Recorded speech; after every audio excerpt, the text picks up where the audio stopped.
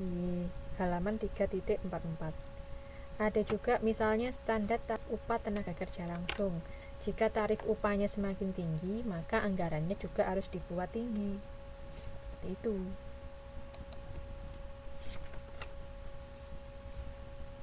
Manfaat jika kita menggunakan atau membuat anggaran BTKL, yaitu untuk menentukan harga pokok produk dan besarnya biaya pabrik. Kemudian dapat dianggarkan kas yang disediakan untuk membayar tenaga kerja langsung pada periode tertentu sehingga produksi bisa lancar. Lancar. Sama seperti saat kita membuat anggaran bahan baku, manfaatnya juga kita bisa mengatur uang kita bisa mengatur kas yang kita butuhkan saat ini atau nanti seperti apa, kita bisa mengaturnya. Kemudian penyusunan anggaran biaya tenaga kerja langsung. Pertama adalah standar tenaga kerja langsung, yaitu pertama menghitung rata-rata jam kerjanya, mencoba menjalankan operasi produksi dalam keadaan normal yang diharapkan, kemudian mengadakan penyelidikan gerak dan waktu. Yang keempat, mengadakan taksiran yang wajar dan memperhitungkan kelonggaran waktu.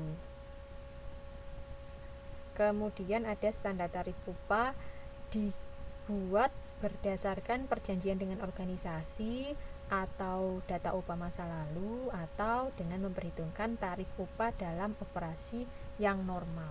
Nah, ini cara-cara sebelum kita membuat anggaran itu kita memperhatikan masalah-masalah ini atau memperhatikan hal yang saya sebutkan itu tadi.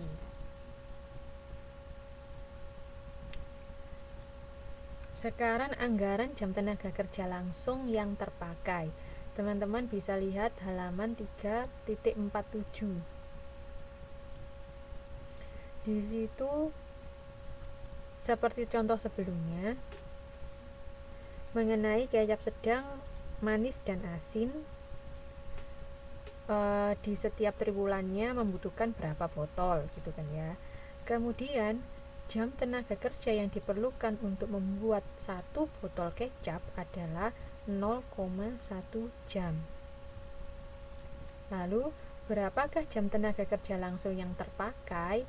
Tinggal dikalikan produk jadi yang dihasilkan dikalikan standar jam kerja langsung, sehingga ini menjadi tabel di 3.20.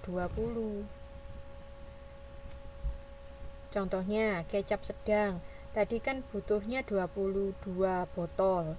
22 botol kali 0,1 jam sama dengan 2,2 jam.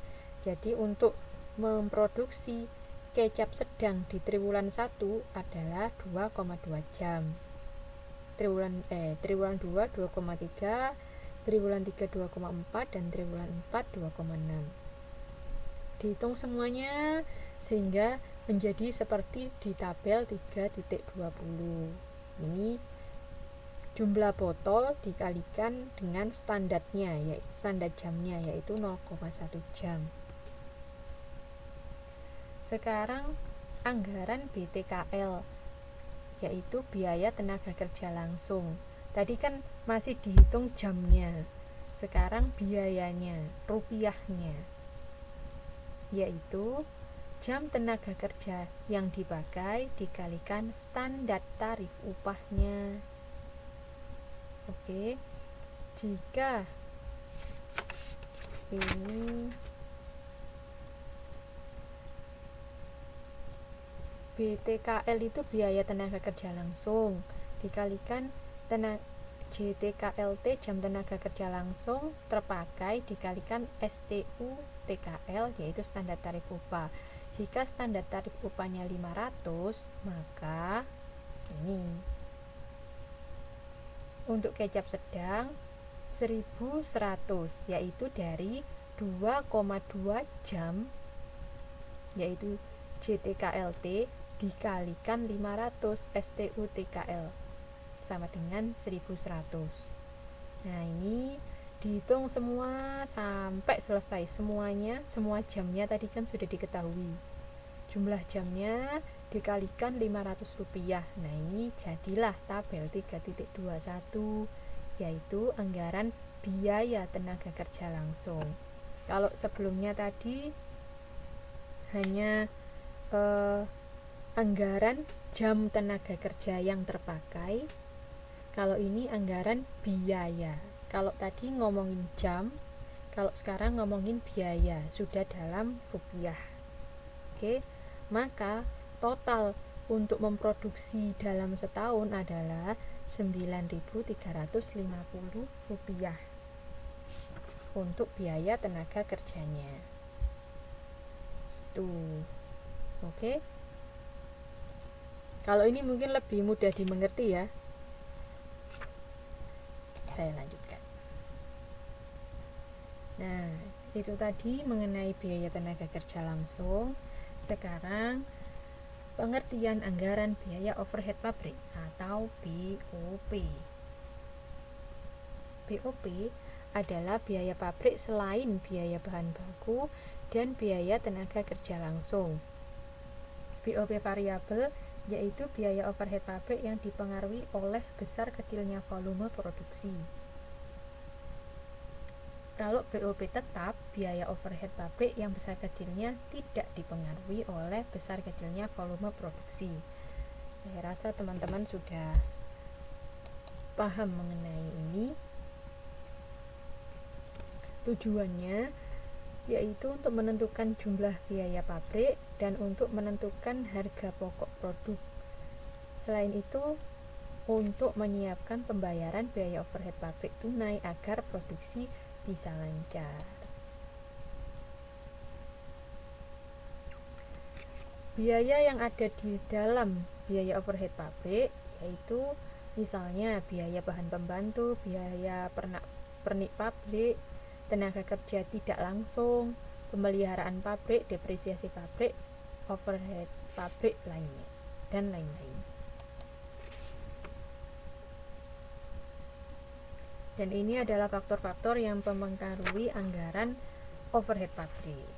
Ini ada di modul, silakan teman-teman baca di halaman 3.52. Dan ini adalah anggaran biaya overhead pabrik. Nah, ini. Jadi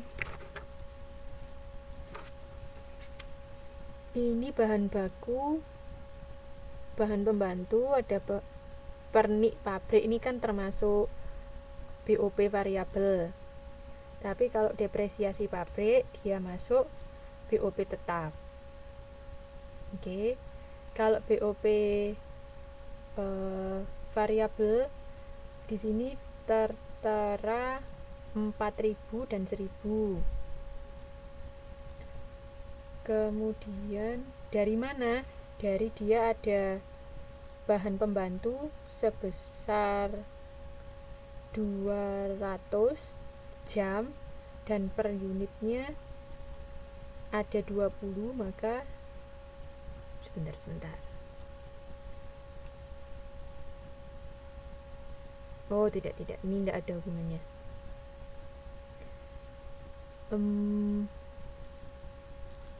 Di bahan pembantu BOP variabelnya 4.000, sedangkan di pernik pabriknya 1.000. Kemudian untuk tenaga kerja tak langsung 6.000, pemeliharaan pabrik 800. Terus untuk listrik 1.000 dan depresiasi pabrik ini 2.000.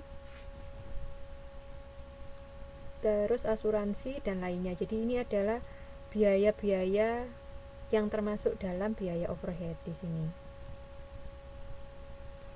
Oke. Kemudian